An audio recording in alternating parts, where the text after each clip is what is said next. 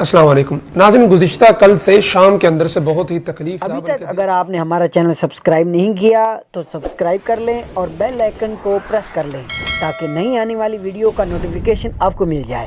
اور اگر ویڈیو اچھی لگے تو جو ہے وہ ایرانی ملیشیا اور پاسداران انقلاب کے غنڈوں کی جانب سے عمر بن عبدالعزیز رحمہ اللہ، ان کی بیوی فاطمہ بنت عبد الملک اور ان کے ایک انتہائی قریبی خادم یحییٰ بن منصور کی قبروں کے ساتھ جو ہے وہ ان کی بے حرمتی کی گئی، ان کے اجساد کو باہر نکال کے ان پہ تھوکا گیا،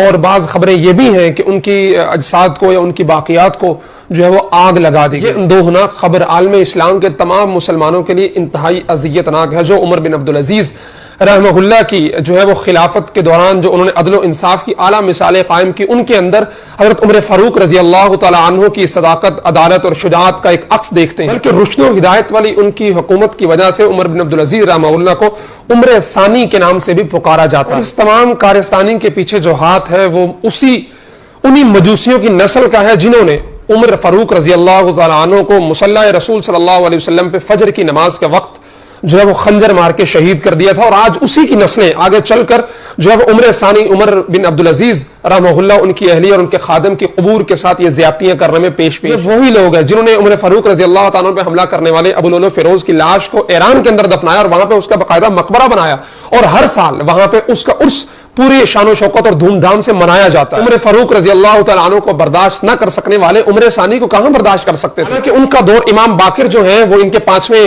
امام، وہ عمر بن عبدالعزیز رحمہ اللہ کے دور کے تھے، اور وہ اپنی کتابوں کے اندر عمر بن عبدالعزیز رحمہ اللہ کو انتہائی شاندار الفاظ کے اندر یاد کرتے ہیں۔ اچھا، انہیں اصل تکلیف کیا ہے؟ کیوں اتنے 100 سال گزرنے کے بعد ابھی کیوں بزدل بھیڑیے کی طرح وہ عمر بن عبدالعزیز کی جو ہے وہ قبر کے اوپر پل پڑے اور انہیں نکال کے سارا کچھ کیا؟ اس کے لیے میں آپ کو 2 حدیثیں سنانا چاہوں گا۔ پہلی حدیث یہ آپ صلی اللہ علیہ وسلم نے فرمایا کہ ان شیطان یفر من ذل عمر، کہ شیطان عمر رضی اللہ تعالیٰ عنہ کے سائے سے بھی دور بھاگتا ہے۔ اور حدیث ہے آپ صلی اللہ علیہ وسلم کی جس میں ایک مجلس میں آپ عمر فاروق رضی اللہ تعالیٰ عنہ کو مخاطب کر کے فرماتے ہیں، ایھا ابن الخطاب والذی نفسی بیدہ ما لقیک الشیطان سالکا فجا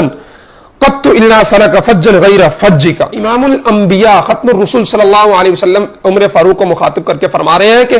قسم ہے اس ذات کی جس کے قبضے میں میری جان ہے، عمر فاروق، جب شیطان تمہیں کسی راستے پر دیکھتا ہے تو وہ راستہ چھوڑ کر دوسرا راستہ اختیار کر لیتا ہے۔ اب آپ صلی اللہ علیہ وسلم نے تو تخصیص کر دی تھی، تعیین کر دی تھی عمر فاروق رضی اللہ تعالیٰ عنہ کے ساتھ اور شیطان کے ساتھ، کہ ان دونوں کی آپس میں کبھی نہیں بنتی، لیکن اللہ کا فضل دیکھیے کہ آج تک عمر فاروق کو گزرے صدیاں بیت گئی، لیکن آج تک نام عمر لینے کی دیر ہوتی ہے، شیطان فوراً سامنے آ جاتا ہے اور وہ بتا دیتا ہے، اس کے چہرے پہ پڑتے بل یہ بتا دیتے ہیں۔ پچھلے دنوں بول چینل پہ جو ہوا کہ عمر فاروق رضی اللہ تعالیٰ عنہ کے بارے میں جب وہ حدیث کی بات چلی تو لڈن جعفری صاحب کیسے جو ہے وہ شو چھوڑ کر بھاگ گئے۔ اب اصل تکلیف انہیں نام عمر کے ساتھ ہے، اور وہی انہوں نے بدلہ لینے کے لیے حضرت عمر بن عبدالعزیز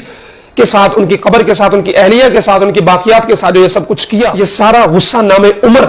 کا ہے جو انہوں نے عمر بن عبدالعزیز پہ اتارا۔ اور یہ کوئی پہلی دفعہ نہیں ہوا اور کوئی پہلا واقعہ نہیں ہے، بلکہ یہ جو شیعہ جو عبداللہ بن سبا یہودی کی پیداوار ہے، یہ روز اول سے اسلام کے خلاف جو ہی سازشیں کر رہے ہیں، اسلام کے خلاف جو دشمنی ہے اور جو بغض ہے ان کا، اور جو صحابہ کے ساتھ، مقدس شخصیات کے ساتھ جو صحابہ سے ریلیٹ کرتے ہیں، ان کے ساتھ جو ان کی نفرت ہے وہ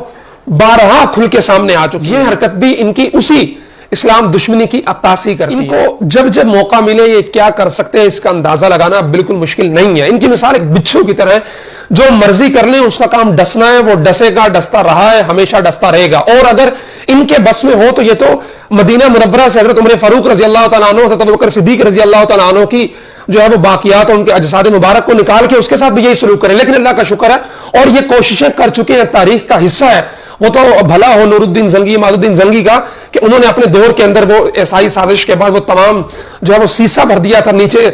پانی تک، تاکہ آج کے بعد یہ کوششیں نہ ہو سکیں، وگرنہ ان کے بس میں ہو اور مدینہ مکہ ان کے تسلط میں جب بھی آیا یہ ضرور کوشش کریں گے کہ وہاں سے عمر فاروق رضی اللہ تعالیٰ عنہ، ابوبکر صدیق رضی اللہ تعالیٰ عنہ کے اجساد کو نکالیں اور اس کے ساتھ بھی یہی سلوک کریں۔ اچھا، اس سارے واقعے کے بعد جہاں پہ شیعوں کا خبث باطن کھل کے سامنے آیا، وہاں پہ یہ ان لوگوں کے لیے بھی ایک